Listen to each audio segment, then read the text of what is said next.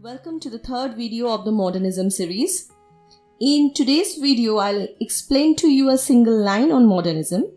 You can see on the screen the line around which today's discussion will revolve, and trust me, you should learn this line by heart, for it holds the crux of modernism. The line reads, as you can see, there is no single politics or aesthetic position of modernism. So before discussing in details, I'd like to speak a line or two on some of the words that I have asked you to think upon in my last video.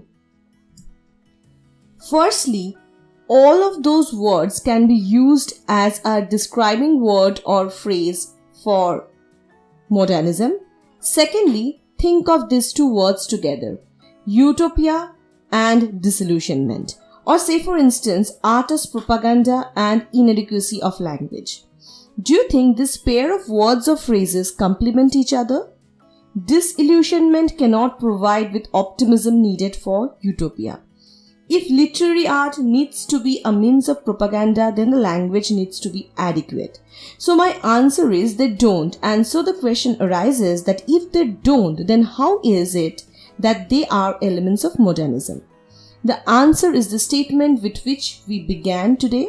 There is no single politics or aesthetic position of modernism. Broadly speaking, modernism can be classified under four heads. Conservative idea of modernism as inevitable for progress, this is the first one. Radical idea of modernism as inevitable for progress, this is the second one and quite opposite to the first one. Expansion of participatory democracy. And the fourth one is contestation between these ideas. Regarding the conservative idea of modernism as inevitable for progress, I would like to refer to what Christos Hadianis has said. Hadianis traces varieties of Tory attitude notably held by British modernists in the early stages of that movement. T. Hume and T.S. Eliot are prime examples. T.S. Eliot, as for instance, shared a historically formed belief in what can be termed as the permanent things, namely the essential continuity of human nature in which all great art takes root. Despite his wholehearted commitment to working in current and new forms, Eliot's content is timeless and universal. If you read The Westland, for instance, you will see that Eliot is narrating his discontent with the modern ways of life and versifying images of moral and social degeneration. Earlier, I have spoken about cultural exchange and the acceptance and integration of the ideas and aesthetics and cultures of the peripheries into the Western culture. But if you read Heart of Darkness by Conrad, you will see shadows of racialism.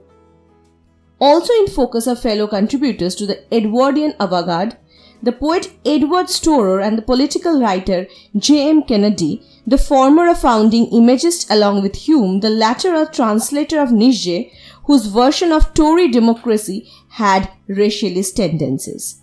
Modernists like Adorno, say for instance, is skeptical about the faith in new technologies as the basis of revolution. The conservative attitude can also be traced in Adorno's argument that the instrumentalization of reason has fundamentally undermined both. He argues that social life in modern societies no longer cohorts around a set of widely espoused moral truths and that modern societies lack a moral basis. What has replaced morality as the integrating cement of social life are instrumental reasoning and the exposure of everyone to the capitalist market. According to Adorno, modern capitalist societies are fundamentally nihilistic in character.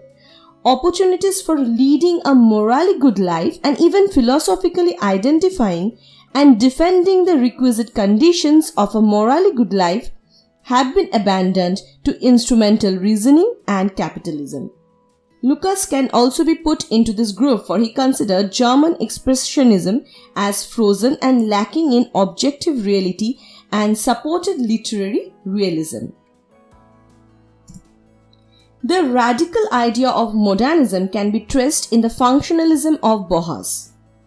Functionalism stresses on purpose or purposes of art that can make successful art valuable.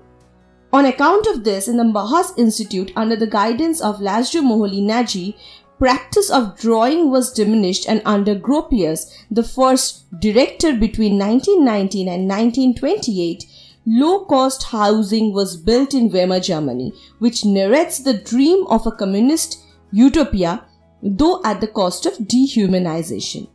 The epic theatre can also be considered a radical idea because by mixing experimentation with the concern for the masses, the spectators were made part of the theatre. The epic theatre is again an evidence of the expansion of participatory democracy. The masses were gaining importance, and so were the working class in politics and literature, and so the movement was towards a democratic form unlike the earlier times. Contestation between the radical and conservative position also occur as themes in modern literature. Conrad's Heart of Darkness on one hand has a conservative take on Africans. On the other hand, through the character of Kurz, it can be said that Conrad shows the potential of the white man to fall or maybe rise into the level of the African. The modern period was the phase of readjustment, and hence an ambivalent position can be noticed in literature at times. In context of contesting position, I would like to point to an important trait that John Carey speaks of, and would provide you now with an alternative version. In the earlier videos we have seen, and also in our discussion on epic theatre, that with modernism masses became important, and thus expansion of participatory democracy can be said to be its feature. But again, I would like to return back to the third point with the introduction of a new word into your vocabulary in context of modernism, a word that John Carey uses in his book, The Intellectuals and the Masses, Pride and Prejudice Among the Literary Intelligentsia 1880 to 1939. That is, and that word is intellectuals.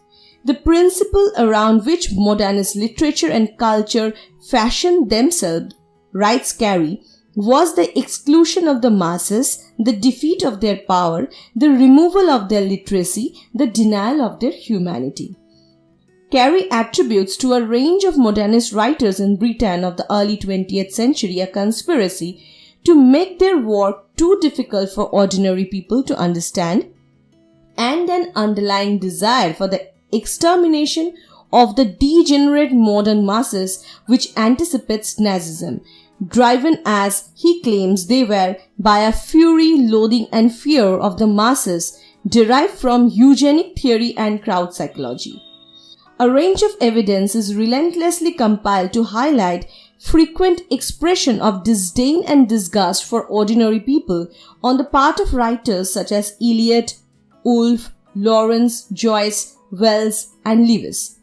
Thus, there's another side to the story of the masses, and it's not all democracy, but rather, as Raymond Williams had argued in his Conclusion to Culture and Society, published in the year 1958, there is no such thing as masses, only ways of thinking about people as masses. The key concept that Carey himself takes for granted, repeated mantra-like throughout the book, is the intellectual, which comes to stand both for the modernist and for anyone who tries to make art or thought too difficult for others to understand, and it attains an almost self-explanatory status in the argument. In response to the revolt of the masses, the intellectuals generated the idea of a natural aristocracy consisting of intellectuals. He refers to, say for instance, Eliot's poem Prufrock as for instance to prove his point. Carey observes that the unanswerability of the questions in Prufrock is a deliberatively obstructive strategy. The questions are unanswerable because the poem designedly withholds the information needed to answer them. It withdraws itself into indefiniteness, eluding the fact-hungry masses. Thus, modernism does not just constitute inclusion of masses and art reflecting concern for them, but also marginalization and dehumanization of masses. So, this brings us back to the statement with which we began. There is no single politics or aesthetic position of modernism. This is an important position that one needs to understand in context of modernism. I hope you all have understood. Now it's finally time to point out some features of modernism. The basic features of modernism are: number 1, individualism. In modernist art and literature, the individual is more interesting than society, and also presenting the world solely from a subjective perspective hence becomes important. Secondly, experimentation. Modernist writers broke free of old forms and techniques. The abstractness that we get in literature, as for instance, evolved as an effect of rejection of mimesis. Thirdly, absurdity. The carnage of 2 world wars profoundly affected writers of the period, and absurdism is one manifestation of post-war disillusionment.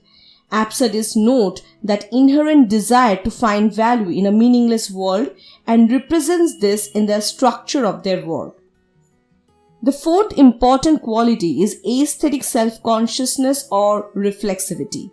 This is the tendency of the artwork to draw attention to its own constituent materials and to the issues or problems raised in the process of its own construction. I have discussed aesthetic self-consciousness or reflexivity in one of my earlier videos.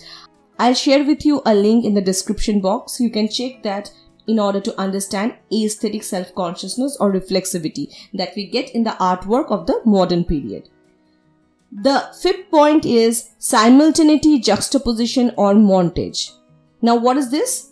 It is the tendency towards spatial rather than temporal form.